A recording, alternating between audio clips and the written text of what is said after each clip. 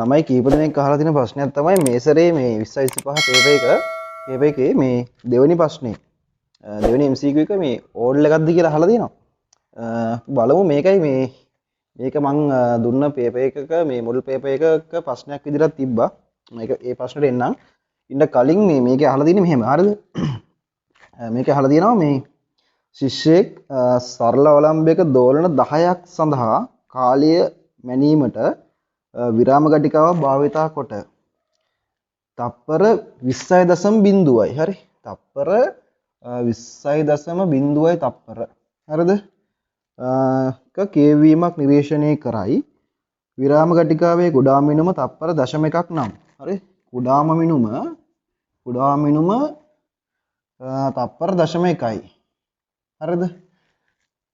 නම් ආවර්ත කාලයේ ප්‍රතිශත දෝෂය කුමක්ද කියලා අහනවා. හරිද? එතකොට දැන් මෙතනදී මැනලා තියෙන්නේ මේ දෝලන 10ක් සඳහා කාලය. හරිද? දෝලන 10ක් සඳහා කාලය තමයි තප්පර 20ක් කියලා මැනලා තියෙන්නේ. පැහැදිලිද? එතකොට දැන් මේක සරලගුවොත් මේක හදන්නේ මෙහෙමයි. ප්‍රතිශත දෝෂය සමානයි. හරිද? අපි දන්නවා විය හැකි උපරිම දෝෂය උපකරණයේ කුඩා මිනුමට සමානයි. හරිද? එහෙනම් මේකේ දැන් අපි මේ දෝලන 10ක් සඳහා ගත වෙන කාලයෙන් තප්පර 20ක් කියලා එන්නේ. අපි මයින්නේ තප්පර 20ක්. 20 තමයි මයින්නේ. හරිද? එතකොට උඩට දාන්න ඕනේ කුඩාම මිනුම. කුඩාම මිනුම කියන්නේ වෙන්න පුළුවන් උපරිම දෝෂය. හරි. තප්පර 0.1යි. ලබා ගන්නා පාඩාංගේ යටට දාන්න ඕනේ. ඒක තප්පර 20.0යි. හරිද? වැඩි කරනවා 100%ෙන්. හරි. ඕක තමයි වෙන්න පුළුවන්. එතකොට මේ ප්‍රතිශත දෝෂය ඕක තමයි එන්නේ. හරි. එතකොට එන්න ඕනේ එතකොට කීයද? මෙතන 20/1යි 20/5යි. හරි. 0.5යි. 100/5යි. හරිද? ඕක තමයි එතකොට මේකේ ප්‍රතිශත දෝෂය. ඉතින් ඇයි එතකොට මේ එක කියන්නේ එක මිනුමක් එක දෝලනය සඳහා කාලය මයින් නැතුව දෝලන 10ක් සඳහා ගත වෙන කාලය මයින්නේ?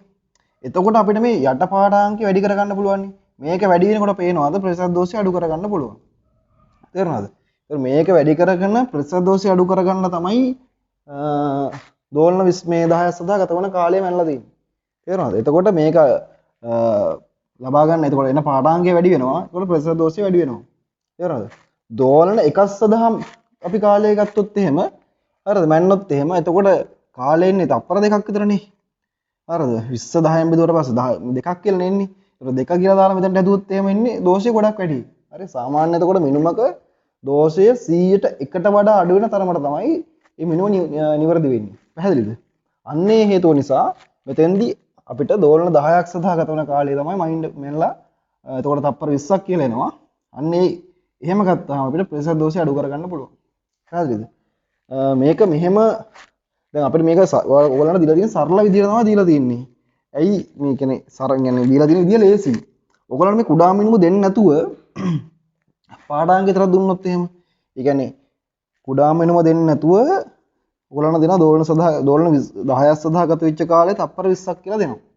දෝලන 10ක් සඳහා ගත වෙච්ච කාලය තප්පර. පාඩාංග ලියලා දෙන්නේ මෙහෙමයි 20.0යි තප්පර කියලා. තේරුණාද? 20.0යි තප්පර කියලා. අපිට මේ දීලා තියෙන පාඩාංගය ලියලා තියෙන විදිහෙන් අපිට කුඩා මිනුම 0.1ක් කියලා ගන්න පුළුවන්. හරිද? එහෙම දුන්නා නම් මේක පොඩ්ඩක් ගාන තවත් පිටඩිය සංකීර්ණයි. මේ දෙවෙනි ප්‍රශ්නේ දීලා තියෙන්නේ. හරිද? ඒ නිසා එච්චර අහලා නැහැ කුඩා මිනුමත් මේක 1.1යි කියලා තියෙනවා. හරිද? එතකොට මේක හදන එක ගොඩක් ලේසි. හරි? ඔය ප්‍රශ්නෙම මගේ පේපර් එක තිබ්බා මේ මොඩල් පේපර් එක තිබ්බා මම ළමයින්ට දුන්නා. මෙන්න මේ විදිහට තමයි ඒක අහලා තිබ්බේ. පළවෙනි ප්‍රශ්නේ විදිහට මම අහලා තිබ්බා මේ සරල අවලම්බයක දෝලන 20කට ගත වෙච්ච කාලය සංඛ්‍යාංක ඔරලෝසුවක මිනුම විට තප්පර 2.5 බිංදුවක් විය. හරි? මේක එහෙම තමයි මම අහලා තිබ්බේ. එතකොට දෝලන 20කට ගත වෙච්ච කාලය දීලා තිබ්බා 2.5යි බිංදුවයි. හරි? තප්පර වුණාලු. මිනුමේ ප්‍රතිශත දෝෂය කුමක්ද කියලා අහලා තියෙනවා. හරි? අන්න එතකොට ඔයාලට පේනවාද මේ දශම ස්ථාන දෙකකට පිළිතුරු මේ තප්පර 20ක මේ දෝලන 20ක සදාගත වෙච්ච කාලය දීලා තියෙන නිසා අපිට මෙන්න මේ පාඩාංකයෙන් අපිට ගන්න පුළුවන් කුඩාම මිනිමම උපකරණය 0.01යි කියලා. හරිද? මෙන්න මෙහෙම අරගෙන තමයි මේක හදන්න වෙන්නේ. හරි? එතකොට එහෙම ගත්තාම අපිට එනවා 0.01 තමයි මේකේ උඩට එන්න ඕනේ. යටට එන්න ඕනේ 2.5 කියලා. තප්පර වලින් වැඩි කරන්න 100ෙන්. හරිද? ඔන්න ඔතන ඕක තමයි උතන ප්‍රතිශත දෝෂය එන්නේ. හරි? ඕකෙන් තමයි මෙහෙම තමයි එන්නේ මෙතන. හරිද? මේක මේ මම අහලා තියෙන ප්‍රශ්නේ මේ ඉස්සර ඒ ලෙවල් වලට ඇවිල්ලා දිනවට වඩා සංකීර්ණයි. මේක හදනකොට ඉතින් මේ ගැන විස්තර කියලා මේ අහන්න පුළුවන් ප්‍රශ්නේ ඔක්කොම විස්තර කරලා දුන්නා ළමයින්ට. හරි?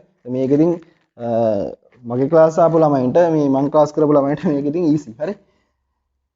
හරි. ඕක තමයි මේ විදිහට තමයි ඔකට උත්තරේ ගන්නෙ.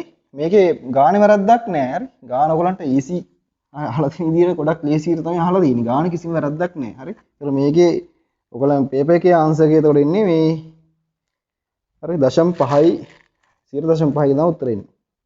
හරි?